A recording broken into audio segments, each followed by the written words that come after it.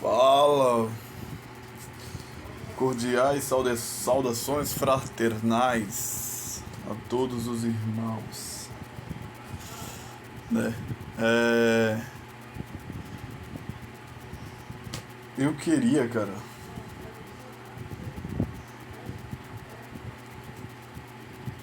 falar hoje sobre a passagem de Rico e o Lázaro, né?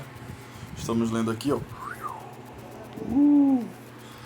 Lucas capítulo 16, né? E versículo 19. Mas vamos dar o contexto das coisas. Interessante, né?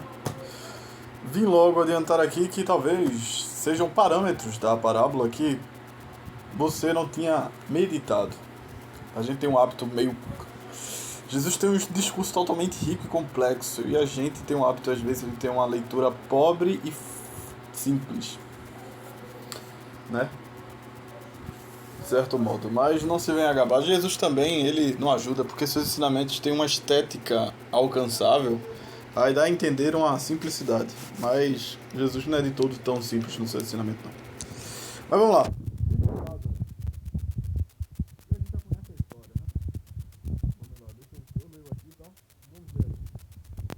Versículo 19, capítulo 16, Lucas. Havia um homem rico que se vestia de púrpura e linho fino. A cada dia se banqueteava com requinte. Um pobre, chamado Lázaro, jazia à sua porta, coberto de úlceras. O cara ainda era leproso. Desejava saciar-se do que caía da mesa do rico, né? Das comidas que não prestavam, que ia pro lixo, né? E até os cães vinham lamber-lhes as úlceras. Aconteceu que o pobre morreu e foi levado pelos anjos ao seio de Abraão. Morreu também o rico e foi sepultado. A ideia de sepultado é bom, que mexe com a ideia de Sheol em hebraico, né? Na mansão dos mortos, em meio a tormentos, levantou os olhos e viu ao longe Abraão. Não sei como eles conseguem se reconhecer, mas vamos lá. Viu ao longe Abraão. A não ser que as almas tenham etiqueta. Etiqueta, sei lá qual é o nome do negócio. E Lázaro em seu seio, do lado de Abraão. Então exclamou: Ave Abraham, pai Abraão. Cadê? Tem piedade de mim, manda que Lázaro molhe a ponta dos seus dedos e bota um pouquinho d'água na minha língua, porque eu tô com muita sede, né? Essa chama é muito quente. Aí, Abraão respondeu: Filho. Olha, Abraão chama o rico de filho. Interessante, né? Filho, lembra-te de que recebeste teus bens durante tua vida, e Lázaro por sua vez, além do mais. Entre nós...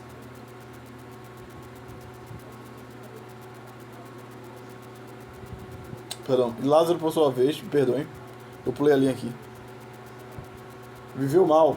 Agora, porém, ele se encontra aqui do meu lado, e tu aí tá do lado do atormentado. Tem um grande abismo no meio de nós, e nem se a gente quisesse ir pra aí, a gente pode chegar aí.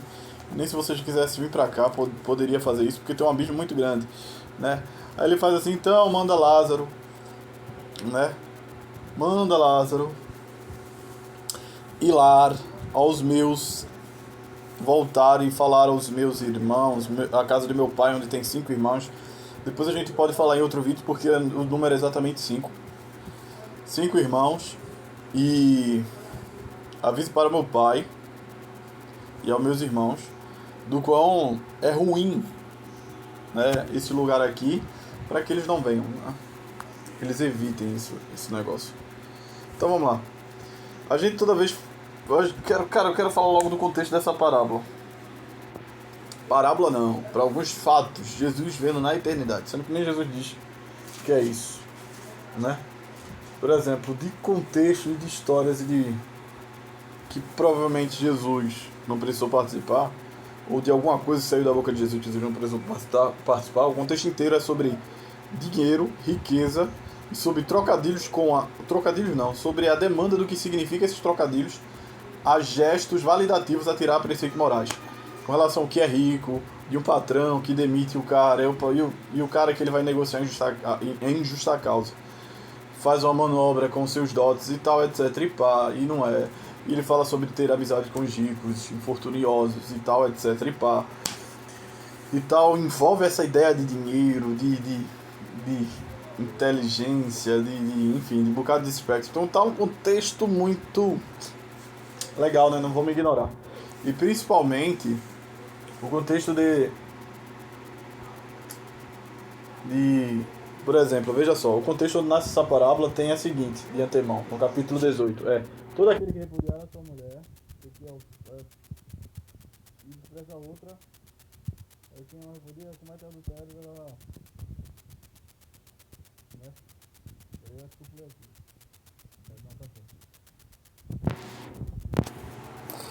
Aí pronto, aí tem a defesa de Jesus quanto à lei. Tem a defesa de Jesus contra a lei dos profetas e o quão João testemunha. Isso é de contexto, né? E tem Jesus falando seu ponto de visão contra os abusos dos usos dos religiosos, contra a lei do adultério, né? E tem um bocado disso no contexto para ser considerado. Então é um contexto bem complexo, mas envolve todas essas coisas. Primeiro, a seriedade da lei. Ele fala aqui no verso 17. É mais fácil passar o céu e a terra do que um vírgula cair da lei. Então a autoridade é sobre autoridade escriturística, é sobre fidelidade comportamental a isso, né, a lei. E, né, num contexto bem mais próximo disso que Jesus vai contar. E sobre um modelo de cumprimento da lei que estava sendo meio exacerbado pela corrupção dos religiosos da época. Vou ficar só minha cabeça aqui. Tá bom? Deixa eu pegar a própria Bíblia e vou fechar aqui.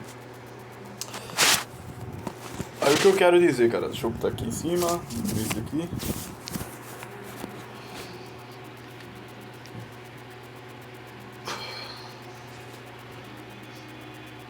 Veja, todo esse parâmetro de contexto, Jesus vai falar sobre essa situação. E a gente sempre fala o seguinte, eu vou falar uma coisa que eu estou exausto de falar, mas quem me conhece de perto já sabe. Jesus conta uma situação, mas é parábola, é verdade, ele viu na eternidade, etc. Tem alguns elementos que dificulta para ser uma história que de fato sucedeu, em certos espectros, em outros também não, né? Principalmente o elemento da necessidade do texto. É necessário aquele texto ali. E a necessidade do texto conta da possibilidade, não precisa ser uma história real de que Jesus viu pessoalmente, não sei quem tem que reforçar essa ideia, mas é a forma como Jesus conta que também reforça a ideia de que há uma necessidade, né? E vai lembrar a forma como ele cria a situação também do servo que estava dispersando os bens do seu senhor como penhor nas negociações, e o senhor quer demiti-lo, e ele faz lá toda uma manobra e tal, que ele se recalibra diante do próprio senhor, etc. e pá. E até o senhor fica preso em consideração ao tal. E ele vai falar sobre amizade com quem dinheiro, etc, etc e pá. Ele vai ter outras paradas assim. Como é que Jesus conta essa história? Primeiro, a história é muito simples, para dizer do porquê fulano foi pro céu, foi pro inferno, né? Então, vamos lá. Parece que a culpa do rico é ser rico, quase, né? Pedro, mas tá dizendo que o Lázaro comia, né? Tá falando que o Lázaro comia dos lixos, isso era uma humilhação, comia dos restos de comida. No mundo judaico isso não era tanto uma humilhação, né? Seria mais honroso ele dar comida na boca do Lázaro, um negócio de comida e tal. Seria. Mas no mundo judaico realmente ficava os piritos na porta, os cachorros lambiam a ferida. Só lembrar do contexto de Jó. Jó tá lá no meio da porta e tal, a galera, pá, se quisesse dar comida dava, mas provavelmente não dava de longe. E às vezes, por graça, o cara poderia, do seu portão, ou do portão da sua casa, ou do portão da rua da sua casa, mais rico ali, poderia até expulsar com direito, né? O leproso dali, etc. e pá, por causa da movimentação e tal. Mas quando ele queria agir com um pouco mais de graça, ele deixava o leproso ali pra comer lá do resto. Então, a gente pega a sociedade de hoje, bota pra lá e provavelmente a gente faz o que faz de melhor às vezes. Não considero o texto como ele é. tá ligado? Assim como a gente imagina. Aí tá lá, né? Beleza, ele come lá, tá. O rico se veste bem, come todo dia do bem e do melhor, tá dizendo assim. E Lázaro, ele tem uma vida ruim, né? E eu quero que note a primeira coisa: Jesus faz questão de fazer indigência.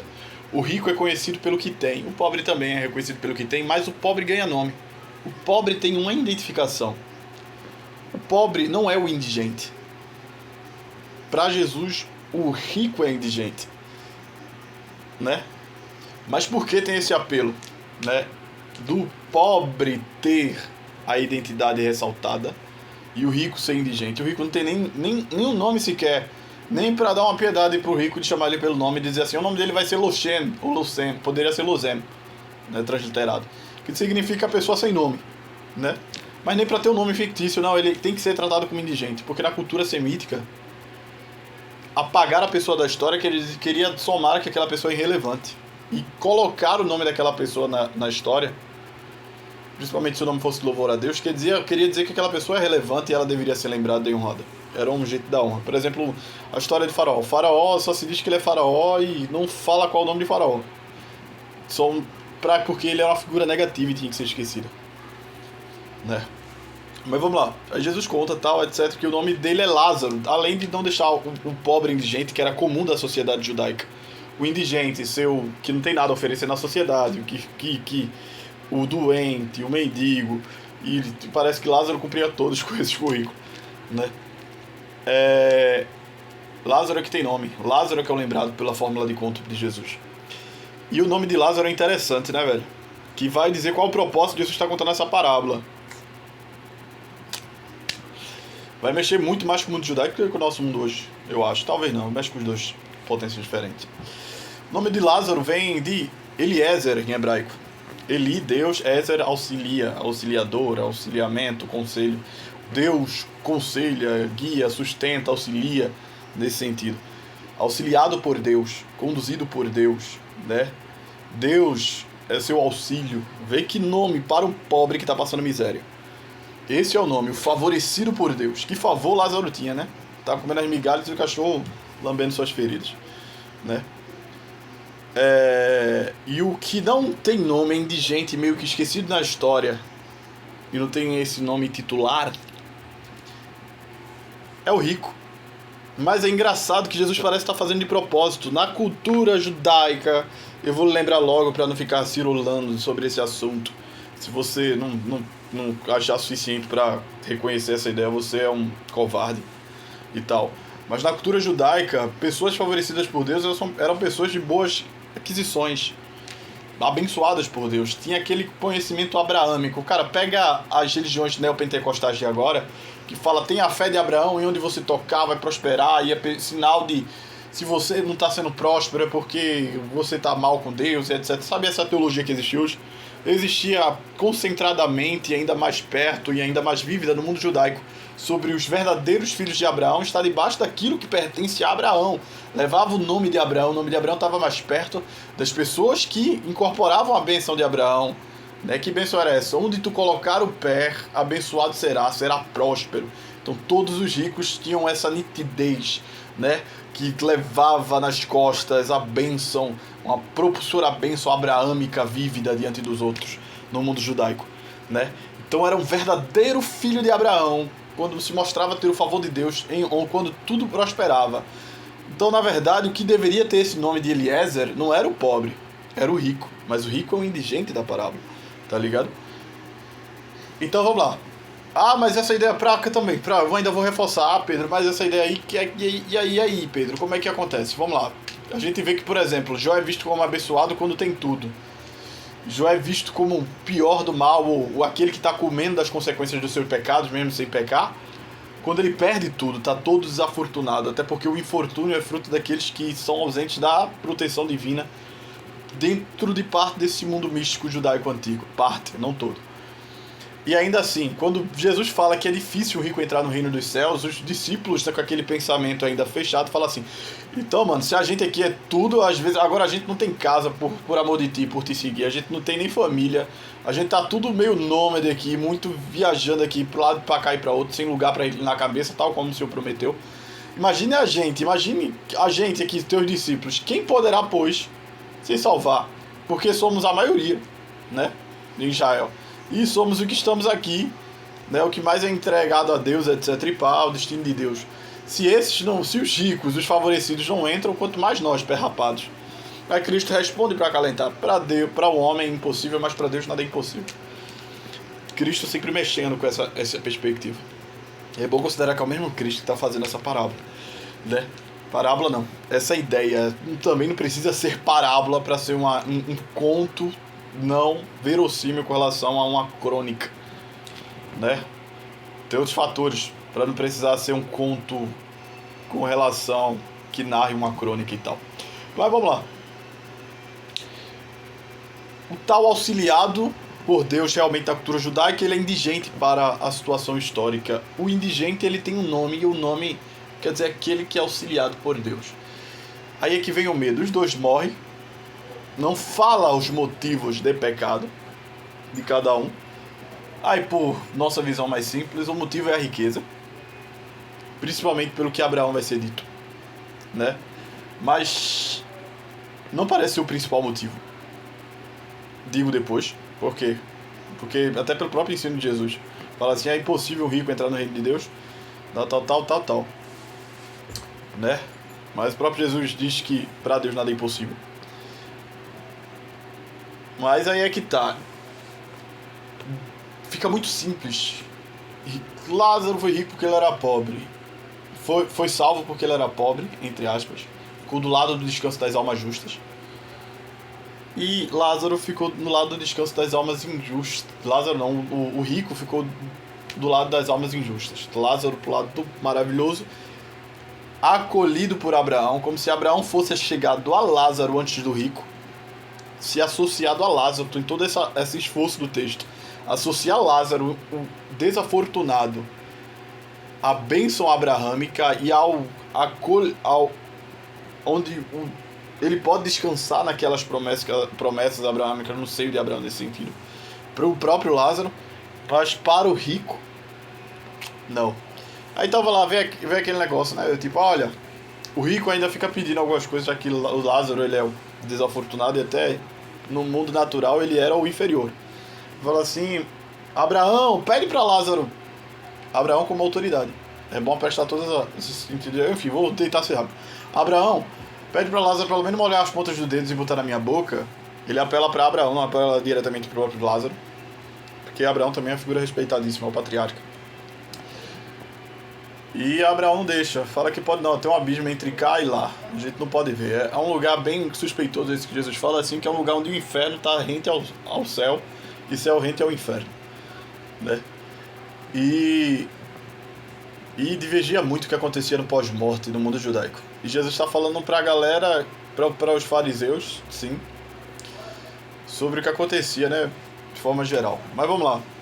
Aí ele fala assim, ó, então pede para que Lázaro ressuscite e volte, né? É engraçado esse sentido, assim, porque tem outros esquemas para considerar, mas vamos lá.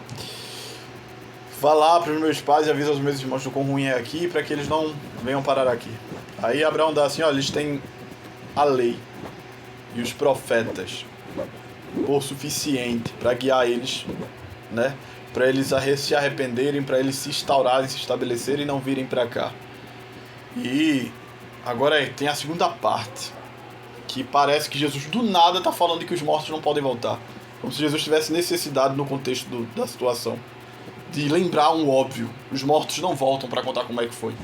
Ou não é sobre o que acontece pós-morte, mas é sobre a qualidade da nossa obediência e fidelidade sobre a lei. Não é sobre o que há no pós-morte. O que há no pós-morte, nesse sentido aqui, é apenas um símbolo de uma ideia maior do que Jesus está falando. Porque o que a gente vai aprender com isso? Que os maus vão para o inferno e os bons vão para o céu? Oh, que legal, interessante. Que gente mesquinha vai ser julgado. Eu vou até me deitar aqui que eu tô... Faz tempo aqui que eu tô sentado. Que gente mesquinha vai para o inferno. Oh, que novidade, Jesus está cheio da novidade, né? Oh, e que gente pobre que só sofreu nessa vida, né? São santos o suficiente só porque sofreu. E eles vão ser acalentados pelo céu, como se não precisasse de uma justiça mais santificadora. Como se não existisse pobres ou miseráveis, também miseráveis em espíritos, que, mesmo assim, talvez a salvação não viesse à tona para eles. Ser pobre não há vantagem quando a alma é amarga ou não prova da boa virtude de se envolver com a obediência da lei. Estou falando no contexto de Jesus, que ainda se tratava da lei dos profetas. Mas com a lei da graça divina, para nós, ser pobre é uma garantia de ser salvo. Ser humilhado, passar por infortúnio nessa vida é uma garantia de ser salvo. O ateus também sofrem infortúnios, etc. E são miseráveis. E eles são bons ateus, eles vão pro céu só porque sofreu e tal. Sei lá, isso é muito complexo. Mas acho que não. Não é sobre essa simplicidade. Jesus não está tendo mente de criança para falar coisas, ao meu ver, um tanto retardadas e óbvias, porque o resto das escrituras vai falar bem sobre isso, tá ligado? E não cabe num contexto sobre essa ideia. O contexto é sobre aplicação da lei e entendimento de sua importância na suprassumiedade do que ela quer dizer no seu significado justificador. Jesus vai falar pautas como divórcio, que era uma coisa bagunçada e que alguns maiores líderes estavam usando para fazer algumas injustiças, interpretando como quer. Jesus vai falar sobre profeta até João, né? E vai falar sobre coisas que condicionam. Primeiro fala sobre os profetas, depois sobre a lei, o que resume as escrituras antigas. E depois ele manda essa parábola. E nessa parábola, eu vou chamar de parábola para resumir mais, porque nem eu categorizo isso como 100% parábola. E também não categorizo isso como 100% um fato, né? Que Jesus na eternidade viu e aconteceu. Muito conveniente, muita coisa aqui. E tal. Eu acho interessante é que no final da ideia fala assim, olha, eles têm a lei. Se não for o suficiente a lei, nem tão pouco eles terá a chance. Eles se converterão, receberão, sejam receberem a lei. O morto. Mas o morto que voltou para falar o quão é mal. Mas essa apelativa não é sobre eles não creram na extraordinariedade da lei. E por isso o mérito de crer no defunto que voltou é porque estão com o coração tão cauterizado que se eles não se renderam à lei, ele não vai se render e vão ser duros também com o morto que volta. Eu acho que a ideia do texto não é essa. A ideia do texto é sobre dignidade. Para que Deus iria querer pessoas que não entenderam a importância da justiça da lei e só passariam a obedecer a eles? Deus obedecer a ele. Um servo que obedece a ele por medo genuíno do inferno, como se a lei não tivesse seus valores. Seus valores de justiça não se valessem por si só pela inconveniência. É como se o texto dissesse assim, olha, se são incapazes de introduzir o valor que a lei tenta impor na justiça, na moral e na ética, nos valores que de fato santificam, justificam o homem, a lei e os profetas, não lhes caberá pegar esses mesmos tipos de pessoas que não conhecem um diamante à sua frente, a vir pelo medo, oferecer carvão a Deus, ao invés de pedra preciosa. Tá entendendo? Obedecer a Deus de forma ilegítima, a boa consideração do porquê o bem é bom, né? E tal. Isso é interessante, mano, porque é isso que Jesus quer dizer. Sobre validade dos profetas, sobre a lei que não deve ser alternada e a sua suficiência, que ela é plena e se solidifica como palavra de Deus, né? Principalmente com a revelação. Cristo está já colocando sua revelação por cima da lei, o que é a lei, né? Então Cristo está falando da lei sem ele. Cristo está falando da lei segundo o que ele vê da lei, já pra gente aprender o que é como Cristo entende a lei. Então já é um adicional do próprio completar da perspectiva de Cristo sobre a lei. Se para nós, às vezes, não é o suficiente a sua palavra, e a gente pensa, cara, que quando fala esse texto está dizendo assim, olha, se não é suficiente para promover arrependimento, mudança, né, para convencê-los, se a palavra, a lei e os profetas não são suficientes para convencê-los, para que, só por via de medo e de um aviso óbvio de que o inferno é ruim, eu iria querer isso? Dá a entender isso, cara, principalmente se você pega uma recapitulação mais histórica no sentido da cultura semita. Tá entendendo? Do filósofo hebreu. Se você fica com o pensamento do que tem Eclesiastes, do que tem Provérbios, enfim, o próprio Salmo, sobre a qualidade do justo se apoiar no bem porque o bem é bom, e confiando em Deus, antes de, sei lá, só se for por medo, Pelo contrário, o medo de nada é nada. Mas Pedro, é sobre a futilidade da vida. Enfim, deixa eu voltar à questão aqui. Não é sobre que a lei e os profetas falam do inferno. Na verdade, é bem pouco, se você for honesto com o Antigo Testamento, principalmente. Né? Pouco se fala do inferno no Antigo Testamento. Ah, Pedro, mas fala do mundo dos mortos. A ideia de mundo dos mortos não é bem atribuída para falar do fogo do inferno. Né? Então, pouco se fala do inferno. Sobre a insuficiência da lei, não é sobre o que ela diz do quão, me perdoe, o demônio vai enfiar o ferro nas tuas costas lá no inferno, porque nem isso tem, né? A lei fala sobre as águas do esquecimento, da vaidade da vida, etc e pá, uma visão bem própria do semitismo primitivo. E se há alguns respingos, já é pós-exílio babilônico, com certa influência assim, que fale sobre prenúncio mais ainda, de ressurreição futura, mais focado no galardão dos bons, com a segunda vida, do que e simplesmente com o exílio e esquecimento dos maus. Não sabe que tem por mal, só sabe que eles são exilados da face de Deus, sem muito detalhe. Já nesse negócio aqui tem mais detalhe, mas Jesus está mexendo com um fator que cresce no seu período, já com a presença romana do mundo infernal desse jeito. Mas isso é só para explicar o valor histórico. Mas enfim, o resumo é: não é por causa de avisos, porque a lei me avisou que eu ia pro inferno se eu não obedecesse. Não parece ser essa a ideia que Jesus quer atribuir quando se trata disso. A ideia que Jesus quer atribuir é que o homem que ler a lei de Deus não a conhece como boa e eficaz, como funcional, como suficiente para mudar-se, para agregar em si mesmo e causar-lhe mudança. Esse homem não merece.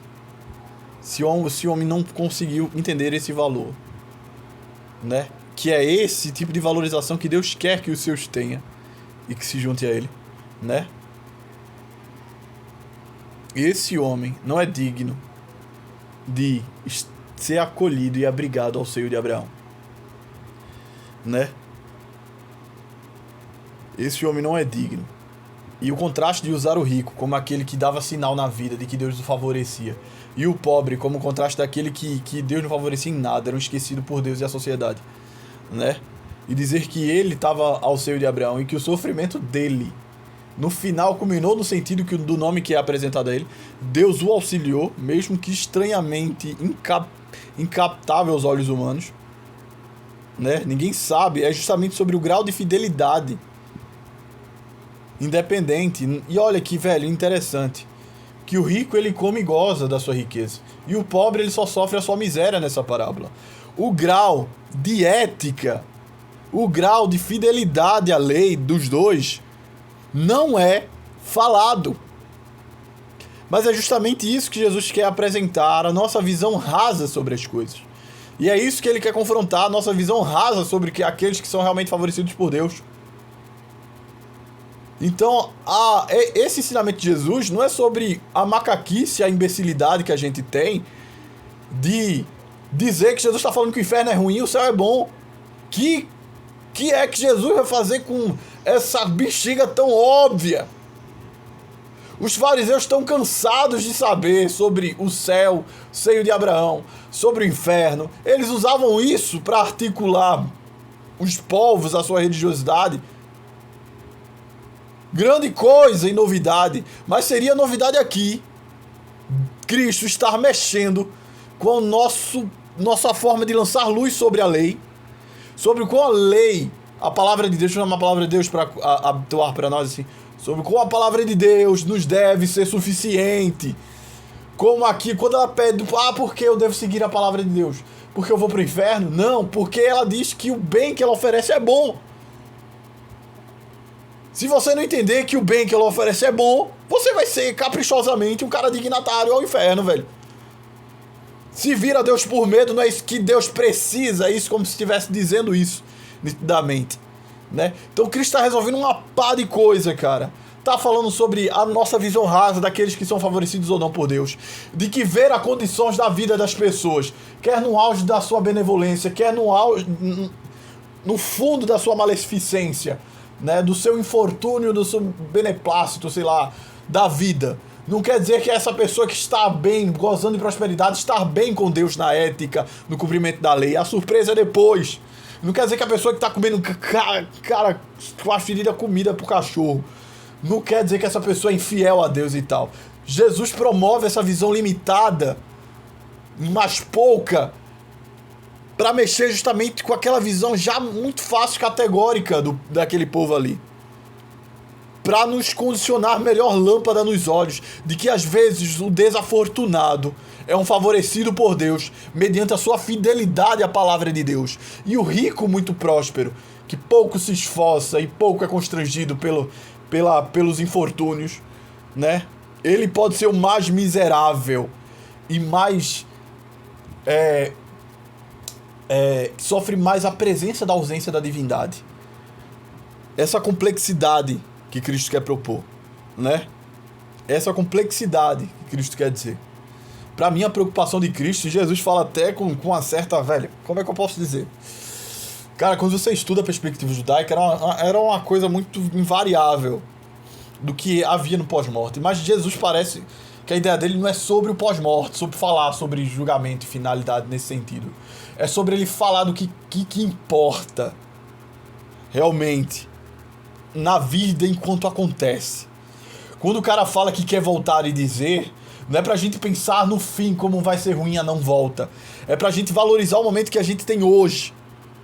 Pra se fazer o certo, entender o valor do bem e mal que as escrituras pedem pra que a gente siga, e isso nos seja como suficiente.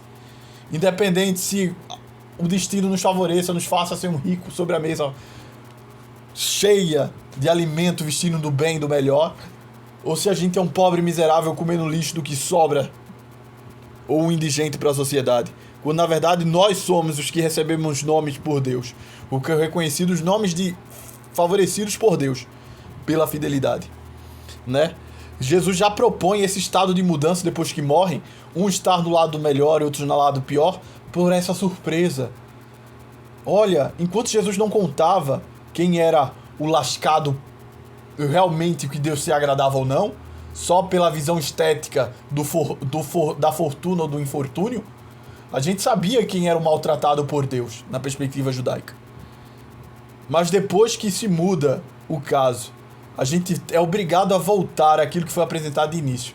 E vimos, cara, só tá no seio de Abraão aqueles que são fiéis à obediência da lei dos profetas, segundo a mística religiosa judaica que Jesus está trabalhando aqui. Então quer dizer que o fiel, o que foi favorecido por Deus, e aquele que recebia o favor de Deus, era aquele desafortunado. E o rico, que era cheio da fortuna por Deus, era o pior dos desafortunados, ao ver de Deus, né? Aí eu acho lindo, velho, porque toda vez que alguém fala assim, Jesus pregou mais do inferno do que do céu, cara, depende. A alegoria de inferno é muito aberta. Quando Jesus fala, joga um pedaço do teu corpo fora, porque dele nasce teu pecado, para que todo teu corpo não queime no fogo do inferno, né? E entre para a vida, esses termos no mundo hebraico era muito aberto. E o Gehenna era um chão a céu aberto, de que aqueles que se deixavam levar pelos extremos do seu pecado não paravam antes, não cortavam seus pecados no início, mas se deixavam engalobar pelos seus pecados, chegavam ao ponto de ser extremo, deles às vezes morrerem na pior das execuções e morrerem indignos de sepultamento, manchados. Ficavam a céu aberto num lugar onde lançavam fogo dia e noite, cheio de bicho tapuru, chamado do Vale dos Filhos de Rinom, que havia em Israel. Ficava a céu aberto, ia todo o corpo por indigência e amargura que a sociedade lançava sobre ele. O corpo de Jesus iria para um lugar desse, se não fosse o apelo de José de Arimateia, né? Porque o crucificado, ele era escória da sociedade, né? Absolutamente escória da sociedade. E não era digno do crucificado receber um túmulo para si. Ele tinha que ser tratado como lixo, jogado em local de lixo, de lixão aberto, né? Então, quando você não vencia o seu pecado, o pecado venceria você. Se você não matasse seu pecado logo, atirando para longe, como que joga no lixo, ele te jogaria inteiro para o lixo. Ele seria teu Senhor, né? Se você não tem essa visão definitiva. O que Jesus fala é muito forte. Lembra até do que uma vez eu acho que Sêneca fala. Tem a satisfação de ver teus vícios morrerem antes de ti. Tem a satisfação de ver teus pecados morrerem antes que eles te levem à morte. É muito forte. Porque se você não ficasse a par de, pequei e consegui me safar dessa, e tal, etc e pá, em algum momento você começaria a se bolotar por esse erro. Ia virar um algo sem salvação diante de Deus e dos homens. E você morreria como um imundo perante a lei, né? Havia poucos casos de apedrejamento, mas é provável que até os apedrejados não tinham a mesma dignidade de ser sepultado, como era sepultado aqueles que morriam por doença, que morriam de causas naturais ou por assassinato, de forma geral. Mas aqueles que morriam pecando contra a lei, e seu pecado principalmente era associado, né, era o motivo da sua morte. Esse foi morto por causa de adultério, esse foi morto porque, sei lá, por anos roubava se não se sabia. Então, por muito pecado, já não é questão de prisão e de castigo simplesmente. Ele tem que pagar de uma forma mais definitiva. E às vezes o roubo era mais de latrocida, né? Eles batiam até deixar a pessoa inconsciente, a pessoa ficava morrendo lá no sol e morria mais pela surra e a demora do socorro, né? Que os caras levavam a roupa, levavam tudo, do que por um assassinato direto. Jesus conta mais ou menos esse tipo de costume na parábola do samaritano. Mas o que eu quero dizer é isso. Arranca o teu mal pela raiz, vê a luz do teu pecado antes que ele cresça e te leve à morte, né? Mata-o a possibilidade de existir antes de ti, né? Onde nasce isso. É o que Jesus quer dizer de todo jeito, mas Jesus não está avisando a eternidade, Jesus está avisando de novo. É o tal a entrar na vida. Mas esse termo de entrar na vida é bem atribuído já desde o Antigo Testamento. A árvore de vida é aquele que pratica a justiça e ouve a sabedoria. Se faz árvore de vida, vira fonte de vida, bebe das fontes, né, da boa vida. E o salmista, e todos falam isso quando se trata de seguir uma vida que de fato sustenta-se dela mesma por ética. Isso no mundo judaico era muito repartido, porque os saduceus falavam da ideia de vida e vida em Deus, mesmo não crendo no pós-morte. Então cautela para não usar o anacronismo tardio, de forma geral. Jesus fala do inferno sim, provavelmente existia a perspectiva de inferno, provavelmente existia, né? E tem a ideia do inferno nas escrituras, né? Sublinhada e tal, etc. E definitiva, de certo modo. Mas a gente às vezes perde a falta da essência porque realmente a gente virou talvez o que a parábola do rico e Lázaro tentou evitar que a gente virasse. A gente virou serviçais pelo medo, não por entender a qualidade do bem da palavra de Deus.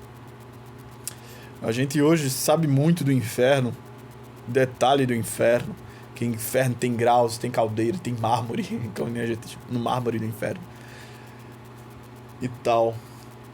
E a gente nem entende mais também, né? A gente pensa que Satanás é o rei do inferno, sendo que Satanás também é um subjugado para o inferno com o castigo. Ele só quer levar o máximo de jeito, que a gente tem até ideia confusa sobre o inferno. A gente é especialista no inferno, porque nossos valores ficam baseados no medo. Uma coisa que talvez Jesus quisesse. Jesus não queria que a gente ignorasse o inferno, mas Jesus também não queria que Deus tivesse a desqualidade de ter servos que não entendesse o valor daquilo que ele quer de bem por meio dos ensinamentos da sua palavra, sobre o qual essa palavra ela qualifica a boa vida já e, além do mais, nos qualifica a vida vindoura, e sobre como o bem é bom e funcional por si só. Ele pode nos sustentar nessa vida e nos introduzir a outra vida, né? Mas sobre o qual a gente deve estar com a mente treinada à fidelidade da lei.